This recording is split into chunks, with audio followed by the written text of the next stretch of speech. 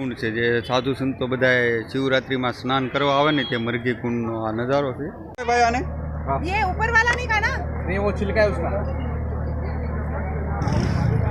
बादाम चिकन बादाम है, नीली बादाम है। ટેસ્ટ કેવો આવે છે બેન?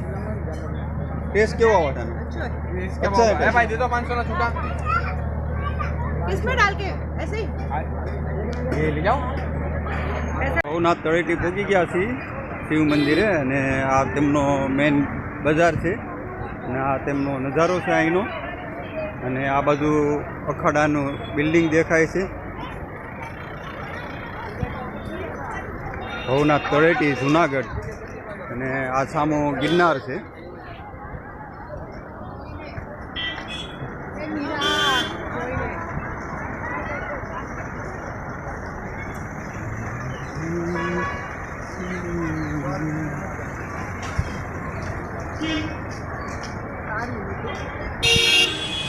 ભવનાથ મંદિરનો પ્રવેશ દ્વાર છે સામો।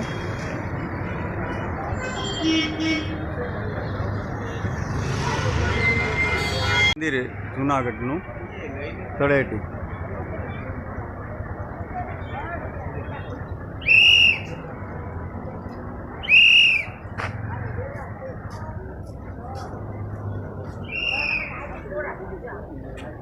આ ભવનાથ તળેટી મંદિર આપણે ભોળાનાથથી ચાલો એ નાખો છે એટલે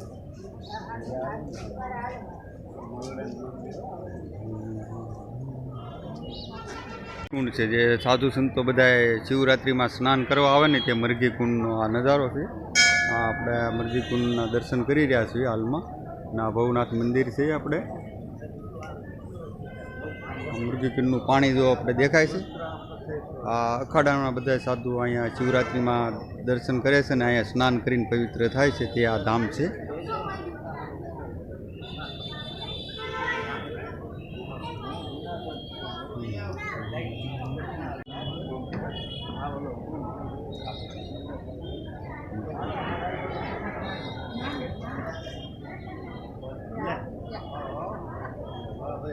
પવિત્ર મુરઘી કુંડ મંદિરના અહીંથી જે માળાઓ બધી મળે છે ને એ આ દુકાનો શરૂ થાય છે ભવનાથ તળેટીની। રુદ્રાક્ષની બધી ઓરિજિનલ માળાઓ મળે છે અહીંયા। રુદ્રાક્ષની માળાઓની એક સ્પેશિયલ દુકાન।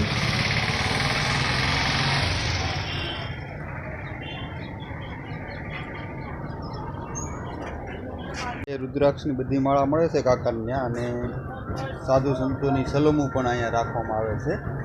તમામ વસ્તુ અહીંયા મળે છે રુદ્રાક્ષ। તમે ભવનાથ તળેટી આવો એટલે તેમની સામે જ આ દુકાન આવેલી છે કાકાની।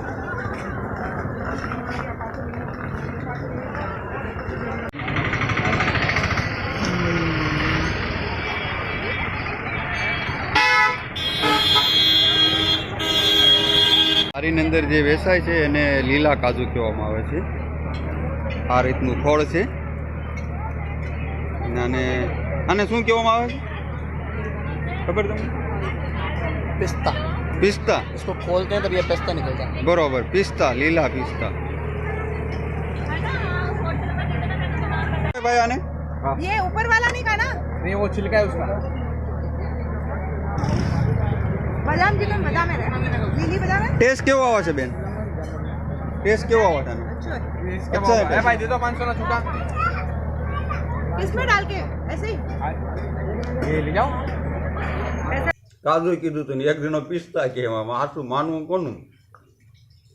આ કાઢીને આમાંથી ખાવાના.